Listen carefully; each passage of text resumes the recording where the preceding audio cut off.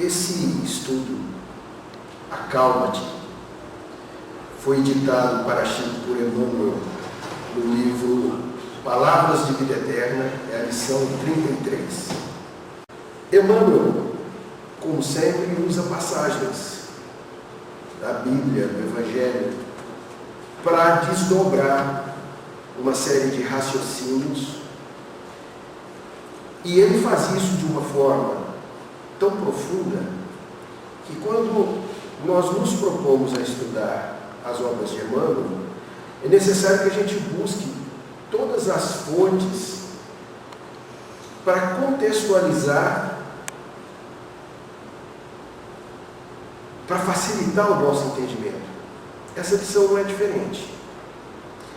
Emmanuel buscou lá em Mateus, capítulo 19, versículo 26, trouxe de lá um trecho, que é: a Deus tudo é possível.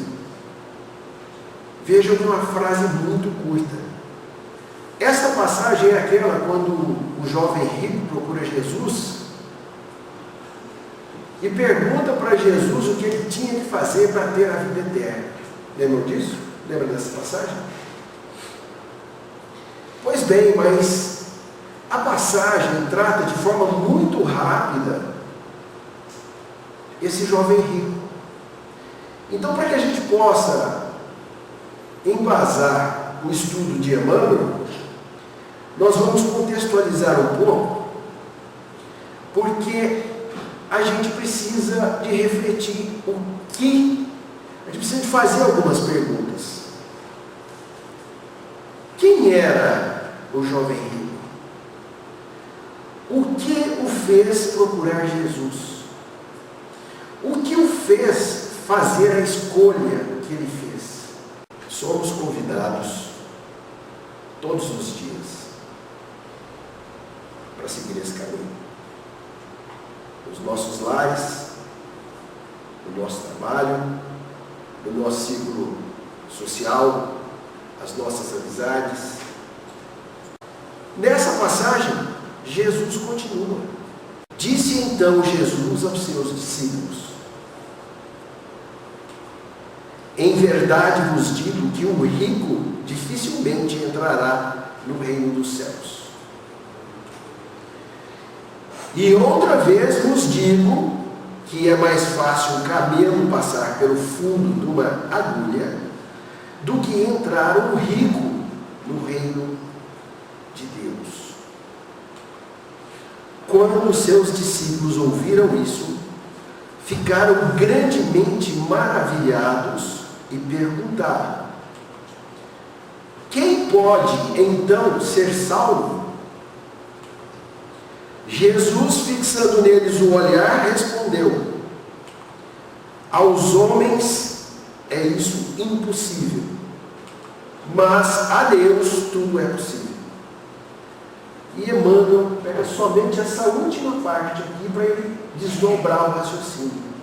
Então nós precisamos entender o contexto de uma forma geral que essa passagem nos traz.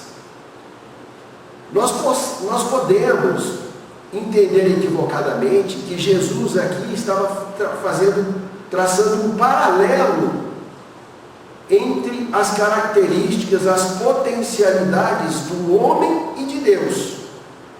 Tem algumas pessoas que desenvolvem esse raciocínio.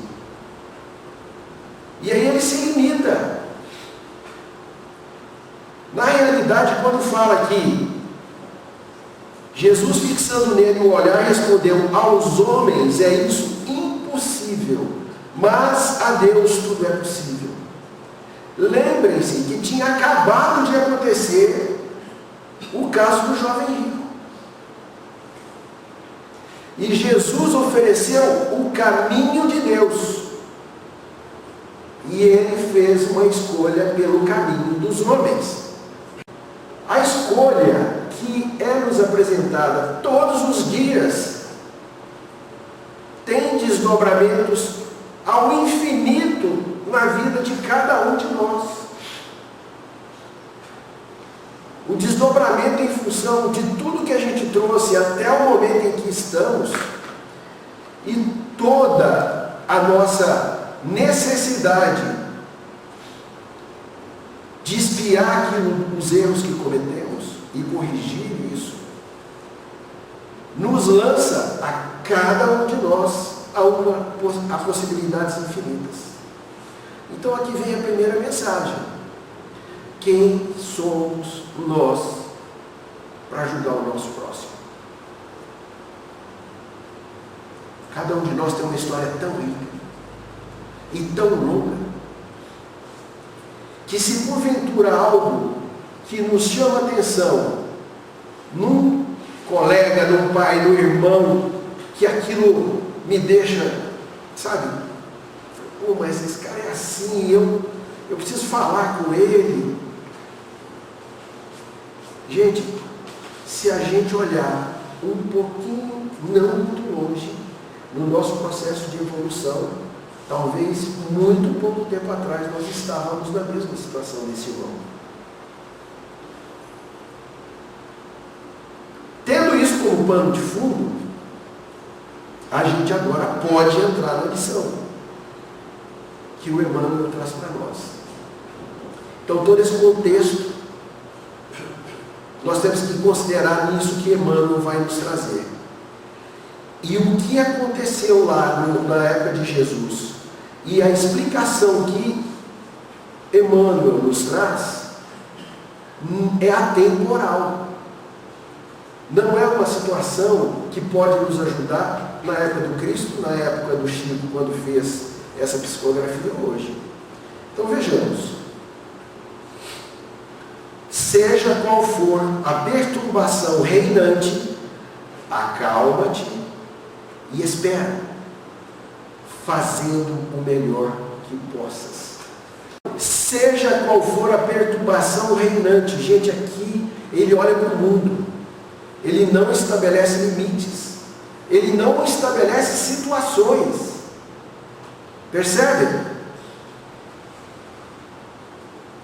Acalma-te e espera. Emmanuel estabelece uma postura que tem tudo a ver com aquilo que Jesus o tempo todo nos recomendava: brandura, amor. Mas ele faz uma recomendação: acalma-te e espera, fazendo o melhor que possas. A espera, dentro da doutrina espírita, nunca será ociosa. Se for, olha para um lado, olha a casa que você está frequentando. A terra que te sustenta o lar é uma faixa de forças tranquilas. Percebam que Emmanuel aqui está nos preparando para o que está por vir. Ele está dizendo para nós o seguinte: tudo aquilo que Deus proporciona para o nosso processo de evolução, tudo que é obra de Deus, está dentro da postura, está dentro dos desígnios de Deus. Então hoje, se você tem um lar muito conturbado, se você olhar na raiz, a base que foi te proporcionado para que você experimentasse, para que você tivesse essa experiência e aprendesse com ela, é de paz. O tumulto, o calor, o burburinho, é obra nossa. E ele continua. A terra que te sustenta o lar é uma faixa de forças tranquilas. Lembra-te de que o Senhor Supremo pede serenidade para exprimir-se com segurança.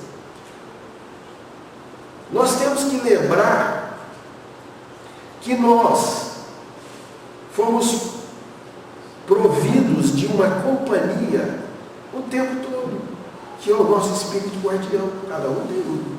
Acreditem, tem mesmo. A personificação de Deus em todas as bases de suporte que nós recebemos na nossa encarnação é contínua.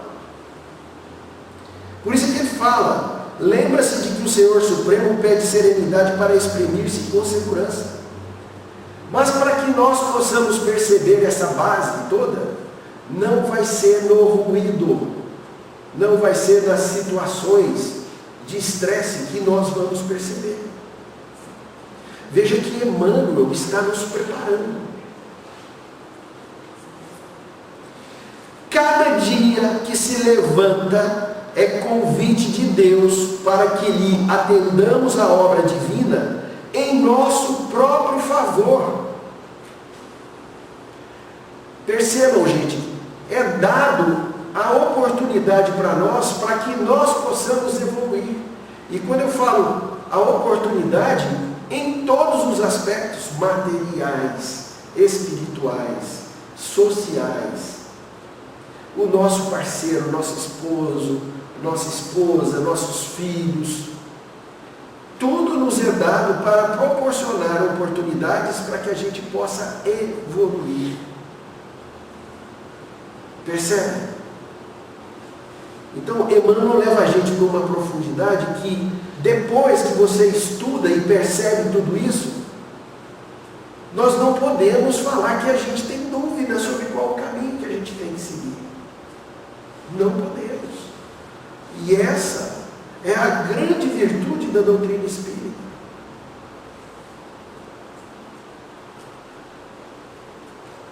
Se te exasperas, não lhe assimilas o plano. Desesperou, gente? Calma. Acalma-te. Eleva o pensamento. Faz uma prece. Busca o auxílio do seu Espírito Guardião. E a ajuda virá. Acreditem. Isso não significa que vai te isentar da dor e das experiências necessárias para o seu processo de resgate.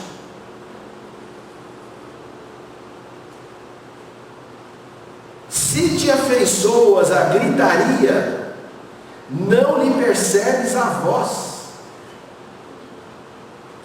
Então, se chega, qualquer situação que seja, você está na sua casa, para as mulheres que têm um marido difícil, e ele chega com a gritaria, não adianta você gritar de volta. Não vai resolver.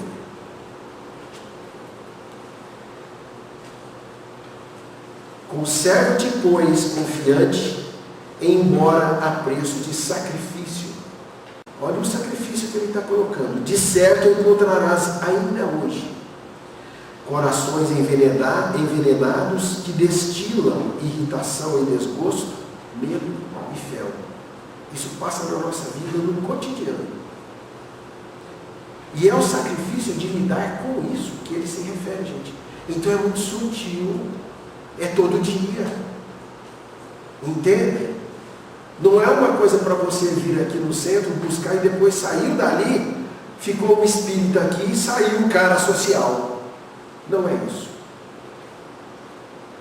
Ainda mesmo que te firam e apedrejem, aquieta-te e abençoa-os com a tua paz.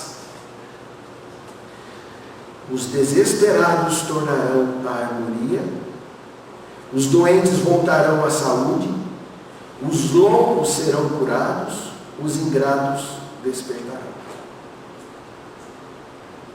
E isso vai acontecer se você colocar em prática o que está sendo colocado aqui hoje. Pode ser que você nem esteja aqui para ver o resultado. Pode ser que isso apareça depois que você for. Talvez o fechamento do processo seria a sua ausência para o mundo dos espíritos. A sua contribuição para um irmão complicado pode se dar depois da sua partida. É da lei do Senhor que a luz domine a treva, sem ruído e sem violência, qual é a ferramenta que Deus usa para que nós possamos iluminar, ser parte do processo de iluminar o nosso planeta. Mas é o tempo, não é a violência, não é a rudez, é o tempo.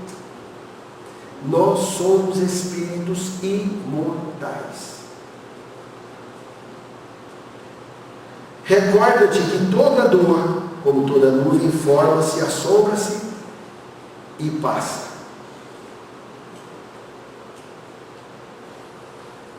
Se outros gritam e oprimem, espancam e amaldiçoam, acalma-te e espera. E aí, para ele fechar, ele nos lança naquela mesma situação que Cristo desdobrou para os apóstolos. Não ouvides a palavra do Mestre quando nos afirmou que a Deus tudo é possível? E garantindo o teu próprio descanso, refugia-te em Deus. Ele colocou aqui para nós o que fazer. Em todas as situações, vamos buscar colocar em nosso comportamento tudo o que nos descreve as leis naturais. E tudo vai acontecer da melhor forma possível. A dor, ela é maior quanto mais distante nós nos colocarmos das leis naturais, das leis de Deus. E a gente não percebe. Emmanuel termina aqui. Mas podemos nos perguntar, nós dissemos aqui o que fazer. Mas como fazer isso na prática? Uma boa pergunta, não? Peraí, nós vamos seguir as leis de Deus, Emmanuel nos explicou todo esse contexto. Mas como? Como que a gente vai fazer no dia a dia? Sabe quem vai nos responder? O Espiritismo. Lá no Evangelho segundo o Espiritismo, no capítulo 17, item 7, Lázaro nos fala sobre o dever. Essa lição, ela nos baliza para que a gente possa buscar essa felicidade que a gente tanto sente o vazio dela, que era o que o jovem rico sentia, né? E a resposta está no Evangelho. Hoje, vários colegas nossos gastam muito dinheiro buscando apoio com psicólogos, com psiquiatras, no esoterismo, em doutrinas espiritualistas. E todas têm uma receita. Mas falta para todas elas uma coisa que o Espiritismo nos entrega de bandeja. Não adianta a gente estudar, colocar na nossa vida comportamentos para que a gente consiga buscar a nossa felicidade, se nós não tivermos uma referência. Se nós não tivermos um rumo. E o Espiritismo nos dá isso. Nós vamos ver isso lá no finalzinho. E agora nós vamos entrar item a item no estudo de o dever. O dever é a obrigação moral da criatura para consigo mesma, primeiro, e em seguida para com os outros. Implicitamente, naturalmente, está o contexto de relacionamento de cada um de nós com Deus. Ok? O dever é a lei da vida. Com ele deparamos nas mais ínfimas particularidades como nos atos mais elevados. No nosso dia a dia, ao dar um abraço no nosso neto, até numa decisão que vão influenciar e vai custar milhões de reais nas nossas atividades profissionais, por exemplo. O dever, ele permeia tudo isso. Então, se temos dúvidas em como fazer, em como tirar, tomar qualquer decisão em nossas vidas, recorre a essa lição que nós saberemos como fazer. E Lázaro continua: quero aqui falar apenas do dever moral, não do dever que as profissões impõem. Olha só como Lázaro foi pontual.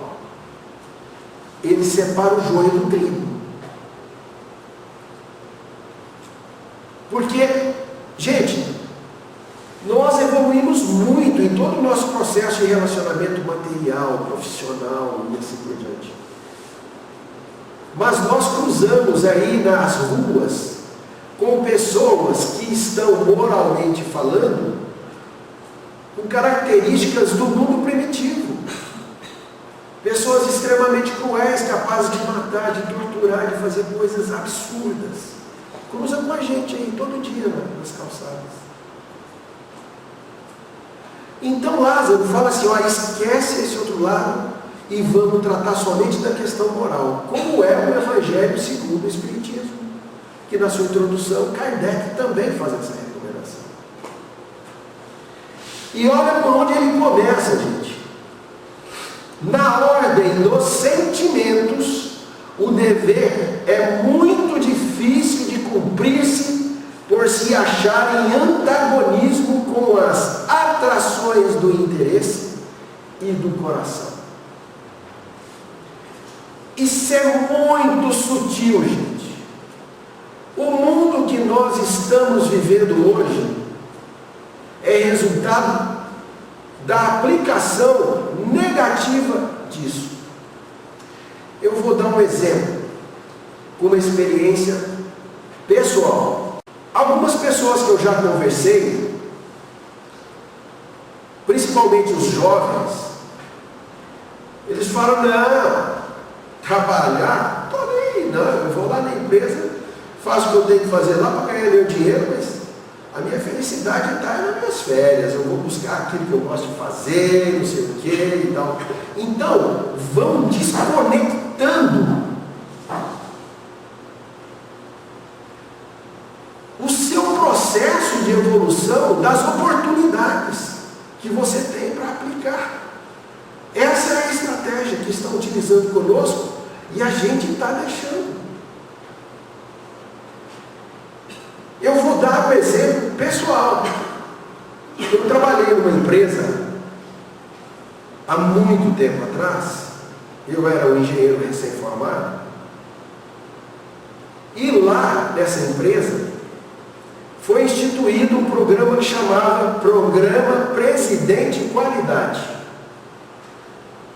E o meu diretor chegou para mim e falou assim: André, você vai ser o coordenador desse programa aqui na manutenção de frota.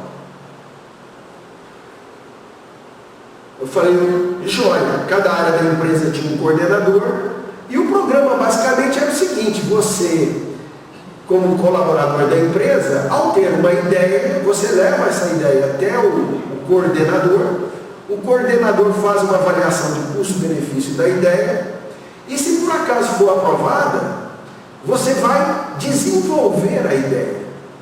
Então tinha 2 horas por semana, esse grupo saía da produção e junto com o coordenador fazia-se todo o processo.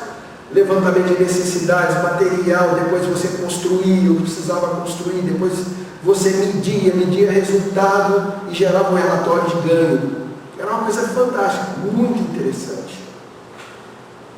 E eu me lembro até hoje que o meu diretor chegou e falou o seguinte: falou assim, só que tem um detalhe, André. Eu falei: pois não, pode falar, chefe. Eu quero ganhar todos. Eu falei: você já combinou com os caras de lá? Porque nós não estamos sozinhos nessa, não. Eu falei assim, não, eu quero ganhar. Se vira. Eu quero que você ganhe tudo. E uma dessas ideias surgiu da equipe de reforma de chassi. Serviço muito pesado, muito insalubre. E o encarregado dessa área era o senhor Manuel. O senhor Manuel era uma pessoa muito interessante. O senhor Manuel andava com um jalecão azul, cabelo todo, né? Os olhos sempre vermelhos, e ele conversava com a gente assim: André, tem um negócio ali no chassi ali e tal, não sei o quê.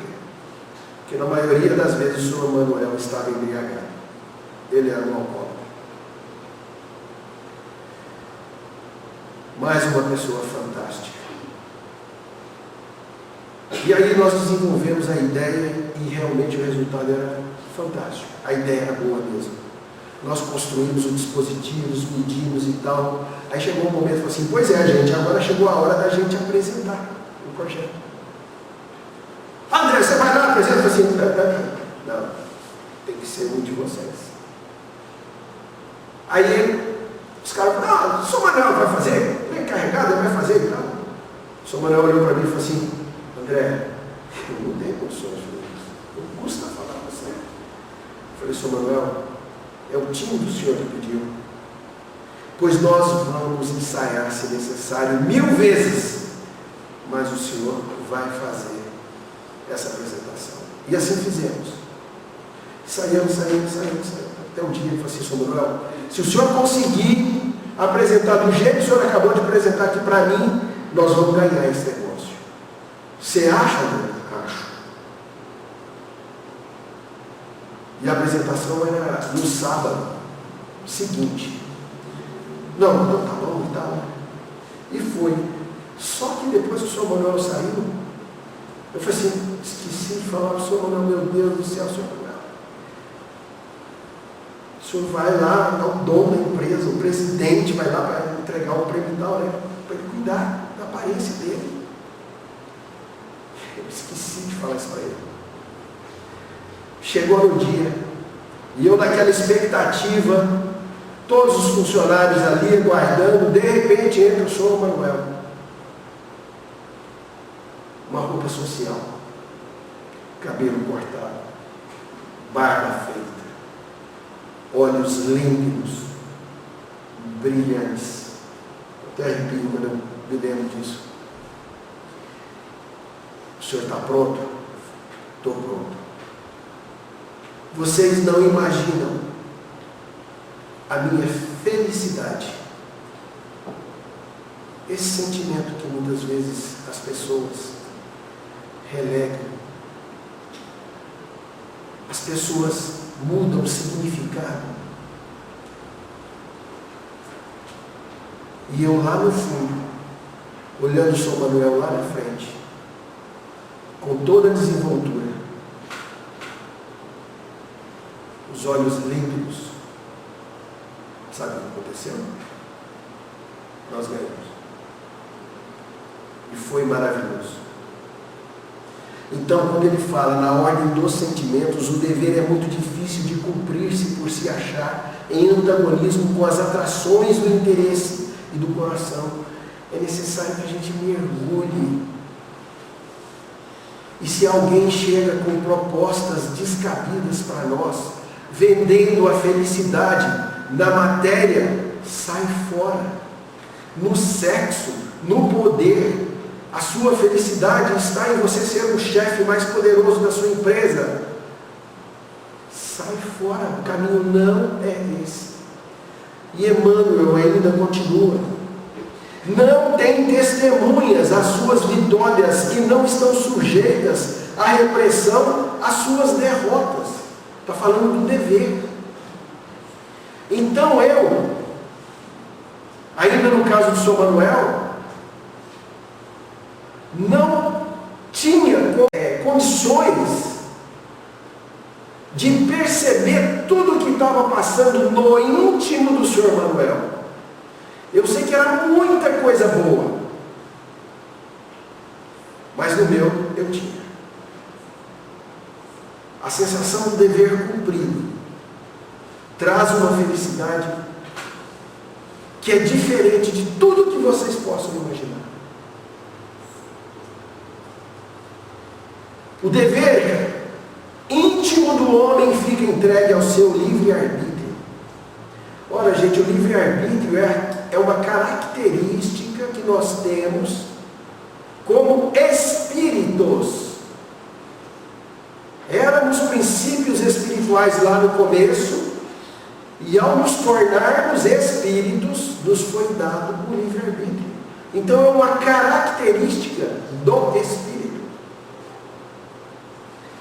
O aguilhão da consciência, guardião da probidade interior, o adverte e sustenta, mas muitas vezes mostra-se impotente diante dos sofismas da paixão. Então o dever está ao nosso lado o tempo todo. Olha, sabe aquela luz de Deus que está lá no nosso íntimo falando: meu amigo, isso que você está fazendo não está legal. É o tempo todo, está aí. Mas muitas vezes a gente o faz calar em detrimento do nosso livre-arbítrio e em fazer uma escolha que infelizmente vai nos trazer a dor. Fielmente observado, o dever do coração eleva o homem. Como determinado, porém com exatidão? Olha essa pergunta. Onde começa ele e onde termina?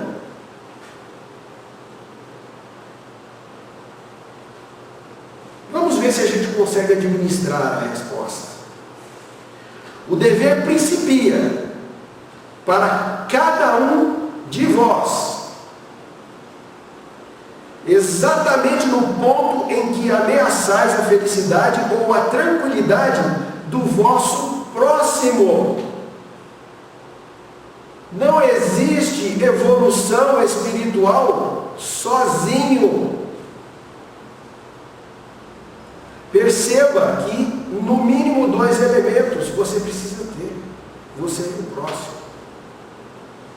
E olha, ele principia para cada um de vós exatamente no ponto em que ameaçais a felicidade ou a tranquilidade do vosso próximo. Não é o nosso próximo que tem que virar para nós e falar assim: você está me machucando, você está me maltratando, você está me causando dor. Ok? Somos nós que devemos perceber o que estamos fazendo. Acaba no limite que não desejais ninguém transponha com relação a vós. Então, da mesma forma, isso não impede que você não possa dizer, falar: você está me machucando. Percebe? Agora aqui, gente, a gente tem que entender o que foi dito lá. Fielmente observado, o dever do coração eleva o homem. Eleva o homem. Como determiná-lo, porém, com exatidão, onde começa ele e onde termina? Aqui ele está falando o seguinte: não é um ponto, não é uma situação estática, parada. Não é um processo. A sua percepção da dor que você está causando no próximo, ela vai aumentando na medida em que você cresce moralmente. E a sua capacidade de suportar a dor que outro lhe causa também é maior na medida em que você cresce moralmente. Ora, Jesus veio aqui e morreu por nós. Percebe? Então cada um de nós estamos num ponto no processo de evolução. Então não queiramos nós julgar o nosso próximo, porque nós já estivemos lá. Se eu estou em determinados aspectos em um ponto acima do que o próximo está, gente, não julgue, porque você já esteve lá.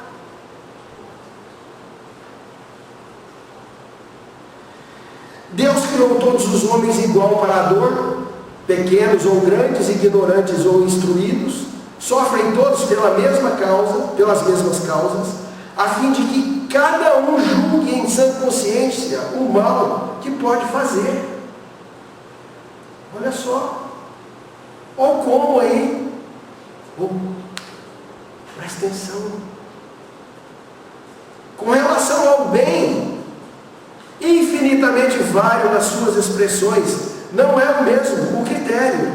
A igualdade em face da dor é uma sublime providência de Deus que quer que todos os seus filhos, instruídos pela experiência comum, não pratiquem o mal, alegando ignorância de seus efeitos.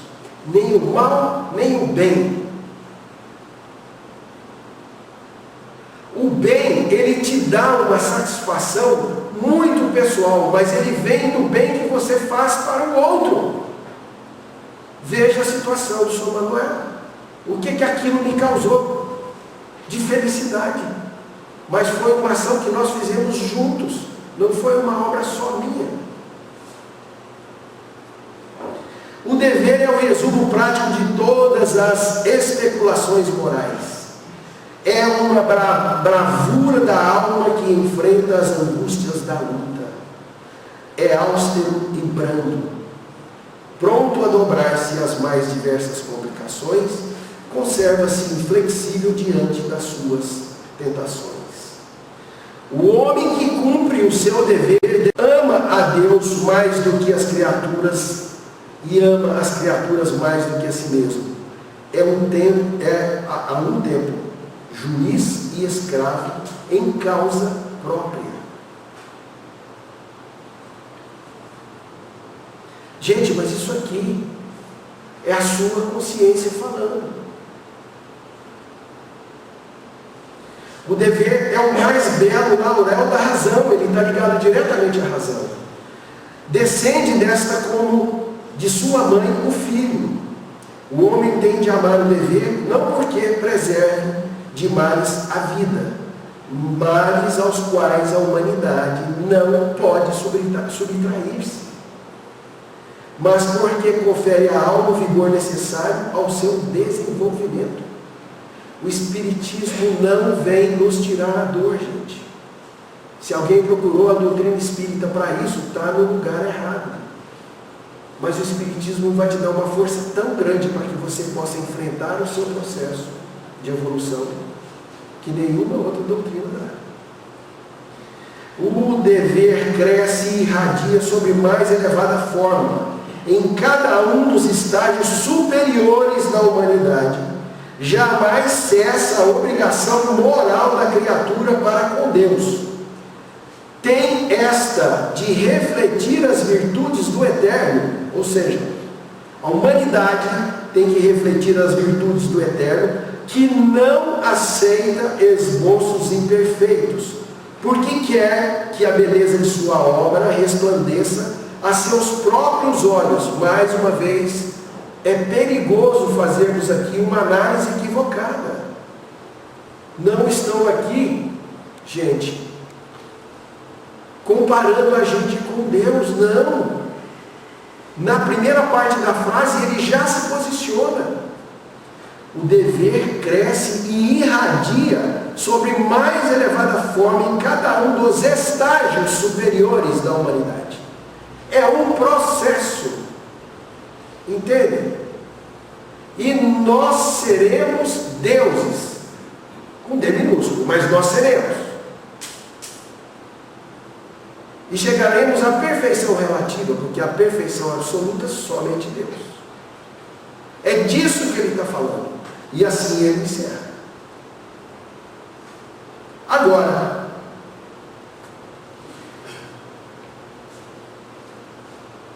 nos grandes desafios destes tempos, indo já para o final, gente, não é dúvida para mais ninguém que a gente está passando por um processo extremamente pesado de transição. Muito pesado. Eu lamento muito quando a gente está numa casa espírita e a gente vê ali 2 jovens. Imaginem se aqui tivesse pelo menos umas 20 pessoas de 12, 15, 20, ouvindo tudo que a gente está falando. Esse é o grande momento que a gente está passando. E para que nós possamos passar por esse momento, nós precisamos de calma. Porque o caminho é Jesus. A referência é Jesus. Quando formos buscar o psicólogo e estivermos lá abrindo o nosso coração, é necessário que a gente tenha na nossa consciência a referência é Jesus. O psicólogo, sem dúvida nenhuma, pode nos ajudar. Sem dúvida nenhuma. Mas se nós formos para o psicólogo sem ter um rumo para onde nós intimamente queiramos seguir, não vai acontecer nada. Às vezes você até melhora, mas lá na frente você vai virar um eterno cliente daquele cara. Porque toda vez que você fraqueja, você volta lá. Já quando você tem a luz te guiando, ele vai continuar te ajudando, com certeza. Mas vai facilitar muito o caminho. Meus irmãos, esse estudo, como vários outros que essa casa deve ter proporcionado para vocês, no fundo, traz a mesma recomendação. Nós precisamos de ter a consciência de que somos uma obra em execução. Se temos em nossos lares situações difíceis com os nossos amores, calma, chama Jesus e a gente vai conseguir vencer. O tempo urge, já não temos muito tempo de nos preocuparmos com pessoas muito distantes de nós. Porque todos os problemas que a gente está vivendo hoje na sociedade estão chegando muito próximo de nossas casas. Se não um filho, um pai, um irmão, um primo, um tio. Acho difícil alguém aqui nessa sala não ter um caso para contar dentro da família.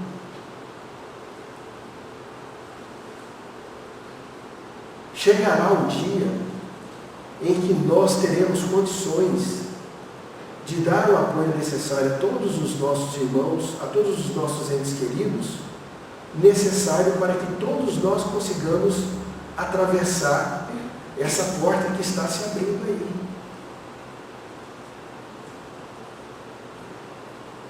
Então o apelo é esse, é Jesus.